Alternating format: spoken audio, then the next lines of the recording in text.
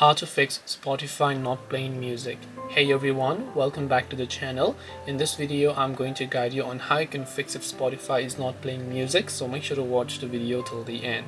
To fix if Spotify is not playing music, open up the Spotify application here, and then first of all just check whether or not your internet connection is working just fine, because sometimes it could be due to your Wi-Fi issues or something like that you're not being able to stream songs on Spotify. The other is, make sure that you're signed into an account. Then after that, just try to play a certain song by selecting a playlist and then playing that song over here, and as you can see it will begin playing over here. Now if it doesn't begin playing, you can just try to load up a couple of seconds forward and just see if that helps you. Now there are other things that you can do.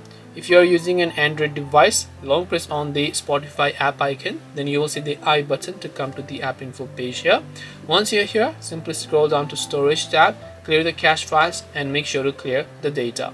After you've done that, come back to your Play Store and then just check if the Spotify app has an update. If it has, then make sure to update it to the latest version. Thanks for watching. If this video helped you, make sure to leave a like and subscribe to the channel. If you have any questions, feel free to leave them down. Thanks for watching and see you in the next video.